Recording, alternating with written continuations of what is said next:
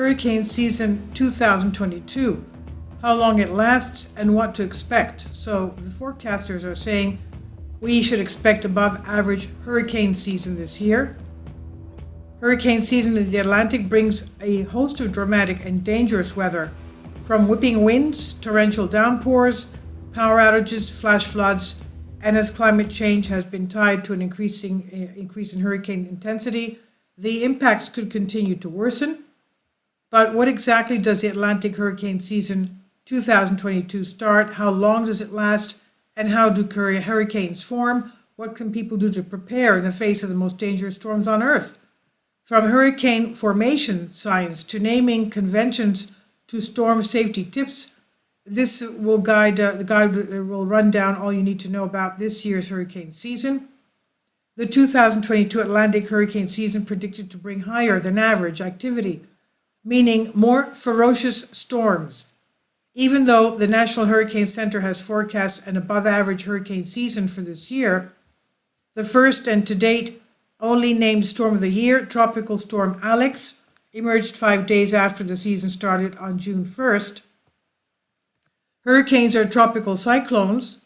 When a tropical cyclone, sustained winds reach 39 to 73 miles an hour, it's considered a tropical storm, and it gets the name from a list put out by the World Meteorological Organization. Once those sustained winds reach 74 to 95 miles an hour, that storm becomes a Category 1 hurricane.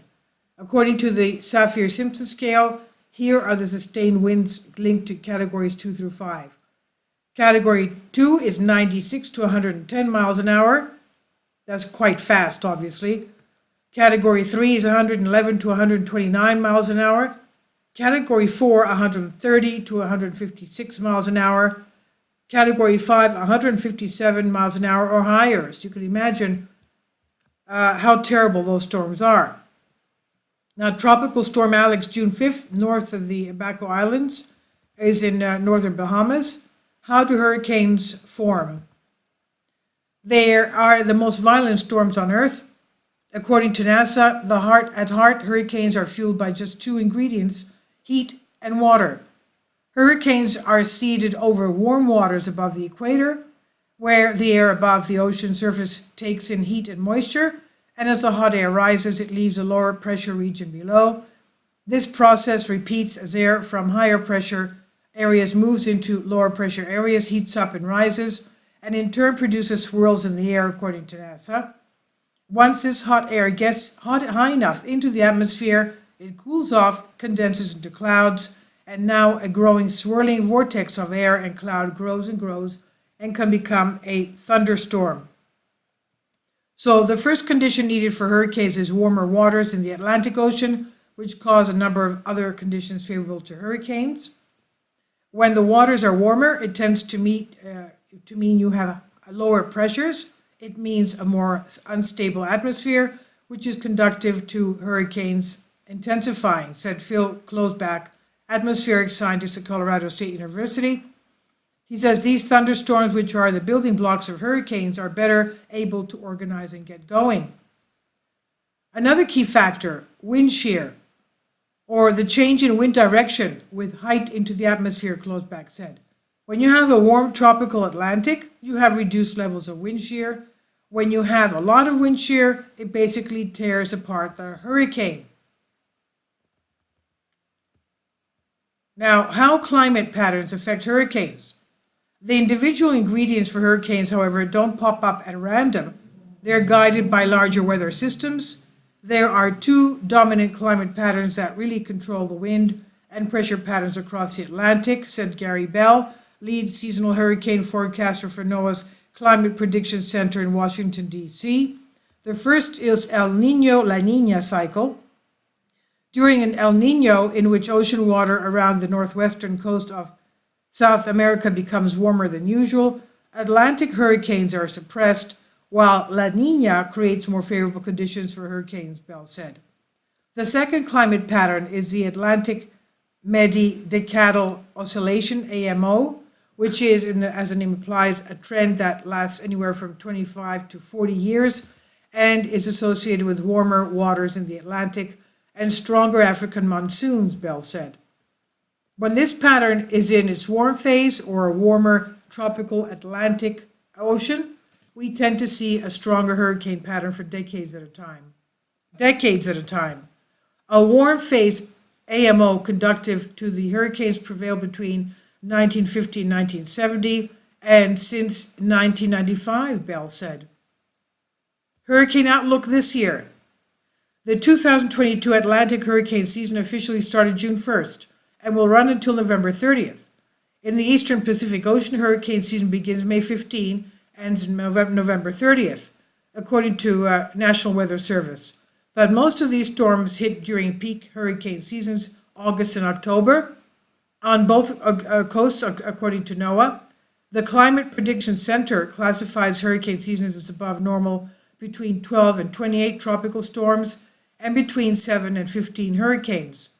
Near normal between 10 and 15 tropical storms and between 4 and 9 hurricanes, and below normal between 4 and 9 tropical storms and 2 to 4 hurricanes. Following the tracking of the record-breaking hurricane season for 2020 and 21, this year is expected to pack a punch with a 65% chance of above normal activity forecast, the center said. The NOAA forecasters are predicting this season will bring 14 to 21 named storms, or those with winds 39 miles an hour or higher. Of those, 6 to 10 are expected to reach hurricane status, with 3 to 6 of those strengthening into major hurricanes or storms with winds of 111 miles an hour, according to NOAA.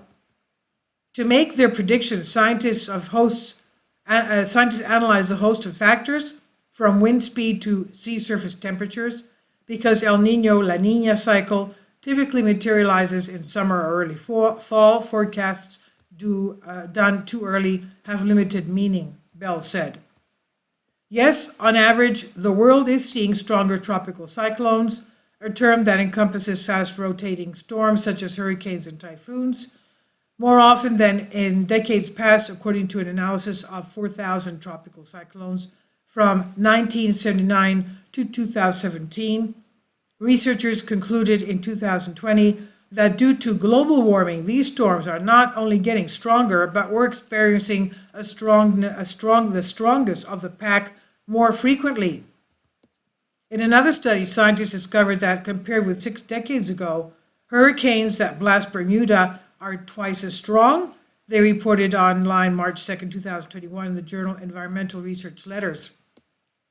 We can think of climate change for strengthening another hurricane downer. Global warming is leading the so-called zombie storms,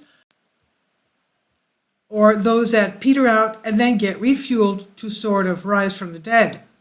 For instance, in September 2020, Category 1 Hurricane Paulette made landfall in Bermuda, strengthened to Category 2, and then weakened and died out some 5.5 days later. That was not the end of her story, though, because she regained strength and reached tropical storm strength about 300 miles off the Azores Island, that's in the middle of the Atlantic Ocean, as it was heading towards, the Canary Islands and Europe. Tropical storm strength about 300 miles off Azores, and according to scientists, such zombie storms could become more frequent as waters warm up and give once dead storms new life, according to reports. Which cities have the most hurricanes? According to Hurricane City, a hurricane tracking website, here are the top 10 cities with the most frequently hit or affected hurricanes since record keeping began in 1871. 1. Cape Hatteras, North Carolina, every 1.3 years. 2. Morehead City, North Carolina, every 1.4 years. 3. Grand Bahamas Island, Bahamas, every 1.6 years. 4. Wilmington, North Carolina, every 1.6 years. 5. Cayman Islands, most affected area, Caribbean, every 1.6 years. 6. Great Abaco Island, Bahamas, every 1.7 years. Bermuda, number 7, Bermuda, every 1.7 years. 8. Andros Island, Bahamas, every 1.8 years. 9. Savannah, Georgia, every 1.9 years. 10. Sable Island, Nova Scotia, of all places, every 1.9 years. The Saffir-Simpson hurricane wind scale. Once a storm has wind speeds of 38 miles an hour, it's officially a tropical storm. At 74 miles an hour, the storm reaches hurricane levels. At that point, scientists use the 1 to 5 scale, as we said before. Now, how are hurricanes named? And they were named in honor of feast day for Catholic saints, for one. For instance, Hurricane San Felipe occurred September 13, 1871. And hurricanes that struck on the same day would be distinguished by a suffix placed in the letter 1.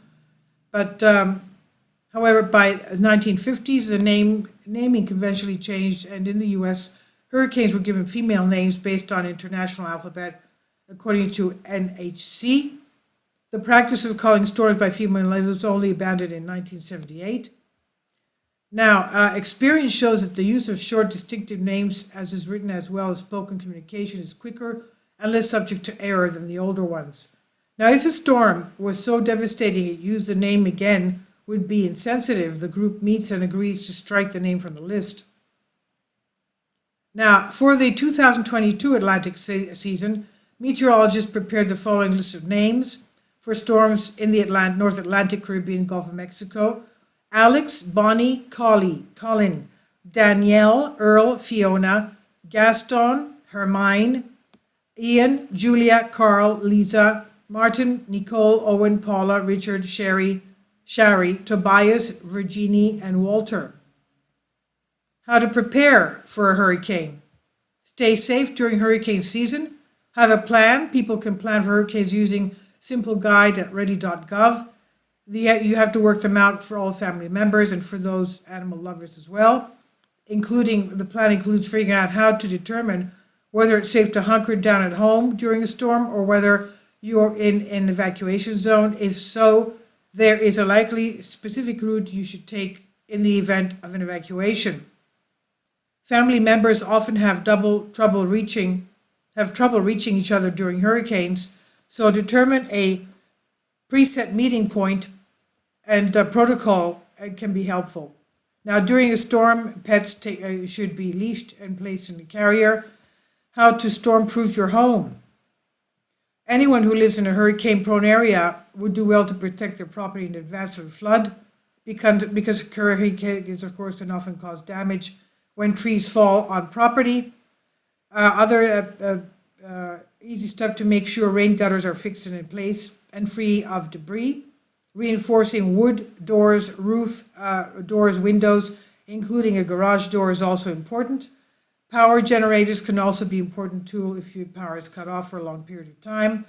People who are very serious about prevention may even consider building a safe room, a fortified room designed to withstand and punishing winds of a tornado or a hurricane. Now, this is from Live Science by Tia Gose. Please leave your comments. Thank you for your support. Finally, support my Patreon account. The daily posts are 5 videos daily, and they are totally different from what I have on my YouTube channel. Thank you so much for your support and that you find all my content so interesting. You'll find the Patreon account details in the description box below.